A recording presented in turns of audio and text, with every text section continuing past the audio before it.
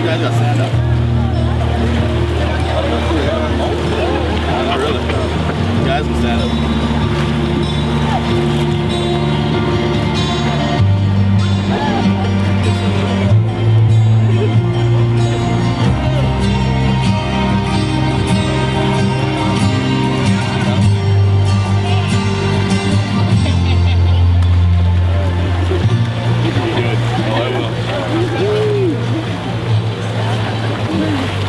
You can be married for the third time. Hopefully it will be the last time. But we've come together not to mark the start of a relationship, but to recognize a bond. Well, it already exists anyways, but to recognize a bond that already exists. Marriage is all about love. Love is the eternal force of life. It is the force that follows us to face fear and uncertainty with courage. Together with God, make sure your love will never be blotted out by the challenges of this world. Devotion, joy, and love can grow only if you nurture them together. Stand fast in that hope and confidence, believing in your shared future just as strongly as you believe in yourselves and in each other today. In this spirit, you can create a partnership that will strengthen and sustain you all the days of your lives. Ria, will you have this man to be your husband, to live together in the covenant of marriage? Don't answer yet. Will you love him and comfort him, honor and keep him in sickness and in health, tolerate his snoring,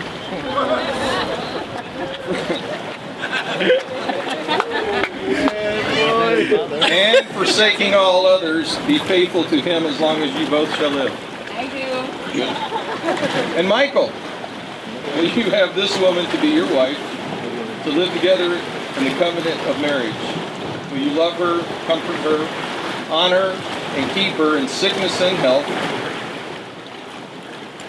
and tolerate always letting her get her way, and forsaking all others, be faithful to her as long as you both shall live? And now the bride and groom want to say their own vows for each other. By the way, this is the one from the Philippines, but I'm changing it a little bit, so. In English? First, I'd like to thank God and everything He has given me in life. Ria, from day one, from our first marriage, our second marriage, and now our third, I still love you with all my heart. And every day you get beautiful.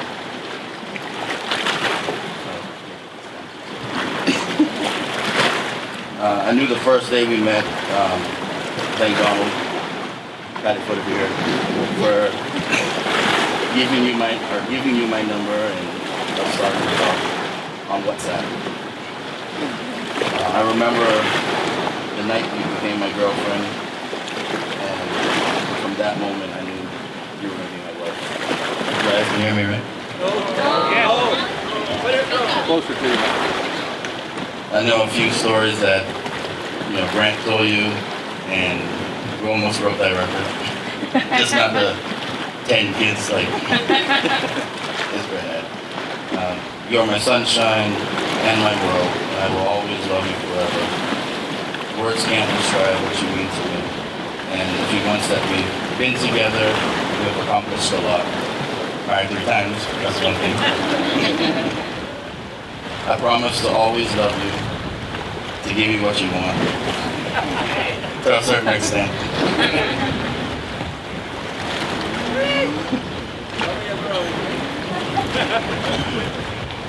I thank God for bringing you into my life, and thank God that all my family loves you, or we wouldn't be here today. I know I said this in the Philippines, and I still mean it. And for those that have watched the video, I promise to love you more than my Supra and my Hayabusa, even though I won't sell them. And you already know that too, that I won't sell them.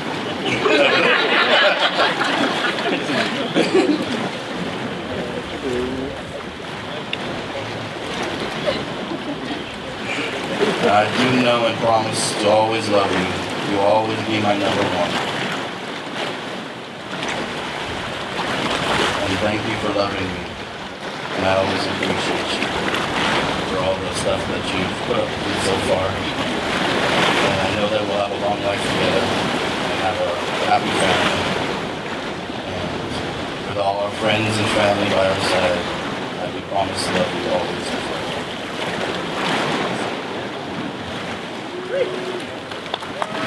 Short and sweet.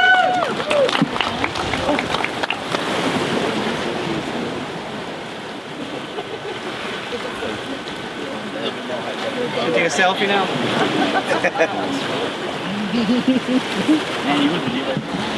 So, no more weddings until maybe the 50th anniversary. We've been so blessed for the last 4 months that we've been together. Life may not be always perfect, but I vow to always keep my love as pure as it is today. I know that our love is heaven sent, and I promise to be there for you for all of your life on one way. Even if I get so grumpy sometimes, know that I love you no matter how grumpy I get. Through sickness and health, through the good and the bad, through richer and poorer, or even poorer when I've been shopping a lot. You're everything I need. And at this moment, I know that all my prayers have been answered and that all my dreams have come true. I mean, who gets to have 3 different wedding dresses, right? True. I promise to give you my all, and I know that I could not ask for more from you. Except maybe one thing, please give up your toys. Knew it was coming. Because you don't need them. Who's with me? None of my guy friends. Hush. Seriously, I've been truly blessed to be a part of your life. I promise to honor you, respect you, cherish you, encourage you, and love you forever and ever, as long as we both shall live. Nice flower. This is a moment of celebration. Let it also be a moment of dedication. The world does a great job of reminding us how fragile we are. Every marriage needs love, nurture, and support from the network of friends and family. And from what I see here, you have plenty of those. In the Bible, 1 Corinthians 13, 4 through 8, most people know this as the love verse, but love is patient and love is kind. It does not envy, it does not boast, it is not proud. It is not rude, it is not self-seeking, it is not easily angered, it keeps no records of wrong. Love does not delight in evil, but rejoices with the truth. It always protects, always trusts, always hopes, always perseveres. Love never fails. One of the few verses that I find that if we set our mind to it and try to live by it in our marriages, it's amazing how much more of a happier marriage you will have. The other one is found in Ephesians 5:22 through 33. And I honestly believe this is probably the foundation. I think God knew what he was doing when he wrote this. He said, "Wives, submit to your husbands, as to the Lord. For the husband is the head of that wife, as Christ is the head of the church, his body, of which he is the Savior.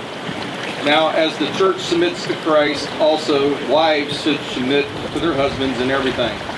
And that would be kind of cool if we stopped right there, right, guys? But no, God had to go a little further. He says, husbands, love your wives, just as Christ loved the church and gave himself up for her, to make her holy, cleansing her by the washing with water through the word, and to present her to himself as a radiant church, without stain or wrinkle or any blemish, but holy and blameless.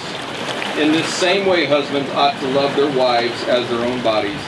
He who loves his wife loves himself. After all, no one has hated his own body, but he feeds and cares for it, just as Christ does the church.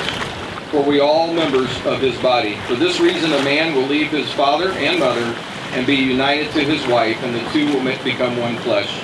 This is the profound mystery I am talking about, Christ and the church. Respect and love, if you keep that at the foundation of your marriage, it's amazing how many things you can get through. Circle symbolizes a commitment of love that is also never ending. As often as either of you look at this symbol, I hope that you will be reminded of the commitment to love each other which you have made today. Michael, repeat after me. I, Michael, I, Michael, give to you, Ria, this ring give to you, Ria, this ring. as a symbol of my commitment to love and honor and respect you. Okay. As a symbol of my commitment As a symbol of my commitment to love, honor, and respect you. to love, honor, and respect. With this ring, I thee wed. With this ring, I do it. Yeah.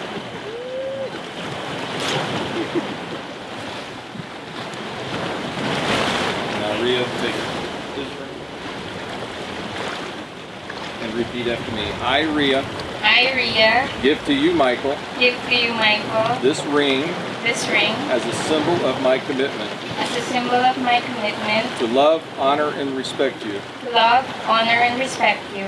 With this ring, I thee wed. With this ring, I thee wed. Put it on. Very good. Before this gathering, Michael and Ria have promised each other their love and have given each other rings to wear as a sign of their deep commitment.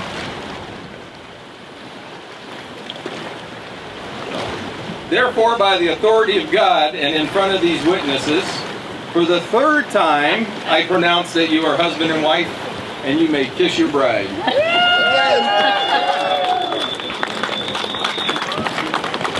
Again.